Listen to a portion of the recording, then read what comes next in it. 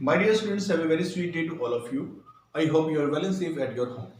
जी हाँ प्यारे बच्चों, उम्मीद करता हूँ आप घर पे ठीक ठाक होंगे और रोज का काम रोज कर रहे होंगे। प्यारे बच्चों, आज हम स्टडी करने वाले हैं 11th अकाउंटेंसी से एक नया चैप्टर। जी हाँ, इस चैप्टर का नेम है बिल ऑफ एक्सचेंज। जी हाँ, चैप्टर का नेम है बिल ऑफ एक्सचेंज। आज हम इसका इंट्रोडक्टरी पार्ट करेंगे। बिल ऑफ एक्सचेंज क्या है, क्या बेस है इसका। बेटा आप जानते हैं, in the modern times very large number of transactions are made on the credit basis. आज जो मॉडर्न टाइम चल रहा है, उस मॉडर्न टाइम के अंदर हम बहुत सारे ट्रांजेक्शन उधार के करते हैं।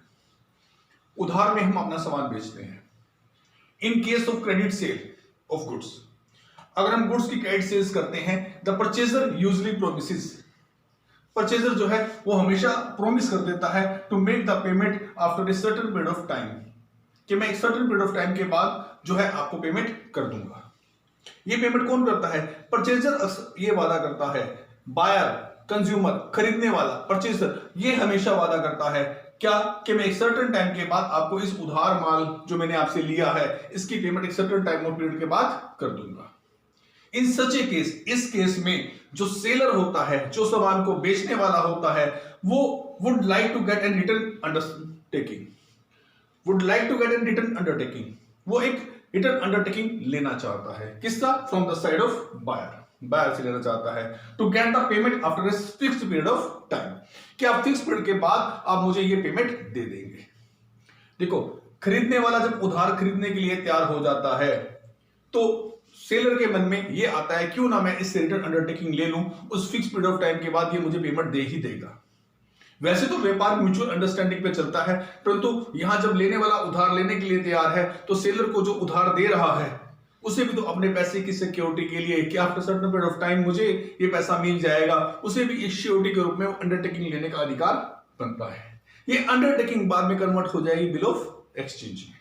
जी हाँ, देखिए, एज सच सेलर प्रिपेयर, इसके लिए अंडरटेकिंग लेने के लिए, देखिए जी, ये जो अंडरटेकिंग सेलर मांग रहा है कि भाई आप एक फिक्स पीरियड के बाद मुझे पेमेंट दे देंगे, इसके लिए सेलर प्रिपेयर करता है डॉक्यूमेंट, जिसमें वो लिखता है, he puts writing all the terms, जिसमें वो सेल की गई गुड्स की कंडीशन लिखता है कि किन शर्तों पर सेल की जा रही है, क्या टर्म्स एंड कंडीशन है सेल की, related to sale of goods, goods की सेल की क्या टर्म्स एंड कंडीशन होती है, such as amount required to be paid, ये भी लिखता है कितनी क्वांटिटी है, कितनी अमाउंट उस व्यक्ति को देनी है, किस डेट को देनी है, डेट ऑफ पेमेंट, किस प्लेस पे देनी है, अर्थात किस जगह ट्रांजैक्शंस हुए हैं हमारे, किस शहर, किस सिटी के अंदर उसने ये पेमेंट देनी है। The buyer puts its signature, ये सब कुछ जो सेलर बनाता है, कितनी क्वांटिटी दी, कितना अमाउंट लेना है, किस टाइम पे लेना है, कितनी पेमेंट लेनी है, ये सारी चीजें जब बनाई जाती हैं, तो क्या प्लेस होगा पेमेंट का, ये सारी चीजें जब बनाई जाती हैं, उसके लिए जो है जो डॉक्यूमेंट लिखा जाता है वो असल में बिल ऑफ एक्सचेंज ही होता है। इस पे लिखने वाला सिग्नेचर करता है और स्वीकृति दी जाती है बायर के द्वारा। बायर इसमें सिग्नेचर करके इस बात को एक्सेप्ट करता है कि मैंने ये माल लिया है और मैं इतने टाइम पीरियड के अंदर ये पेमेंट कर दूंगा, और इसी डॉक्यूमेंट को हम बिल ऑफ एक्सचेंज कह देते हैं। देखिए बेटा, आगे बिल ऑफ एक्सचेंज क्या है? बिल ऑफ एक्सचेंज एक प्रकार का इंस्ट्रूमेंट है जिसकी वजह से फैसिलिटी बढ़ती है। किसकी? उधार सेल की फैसिलिटी आ जाती है। सेलर उधार दे सकता है, किसको?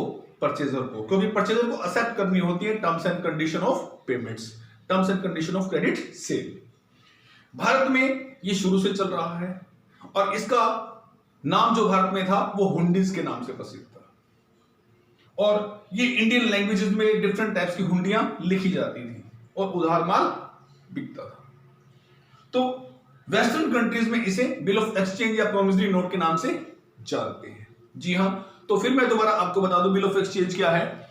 प्यारे बच्चों, बिल ऑफ एक्सचेंज एक प्रकार का इंस्ट्रूमेंट है जो राइटिंग में होता है, जिसके जो अनकंडीशनल इंस्ट्रूमेंट होता है, जिसमें ऑर्डर लिखा हुआ होता है सेलर की तरफ से कि पर्टिकुलर पेमेंट, इसका डायरेक्शन होता है कि पर्टिकुलर पेमेंट एक सर्टेन पीरियड, इसमें सर्टेन अमाउंट एक सर्टेन पीरियड ऑफ टाइम के बाद परचेजर जो है वो सेलर को या इसके बेरर को या सेलर के कहने पर किसी को भी ये अमाउंट दे देगा।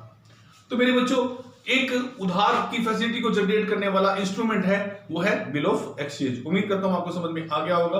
अधिक जानकारी के लिए आप मुझसे बाय फोन कॉन्टैक्ट कर सकते हैं। Thank you very much.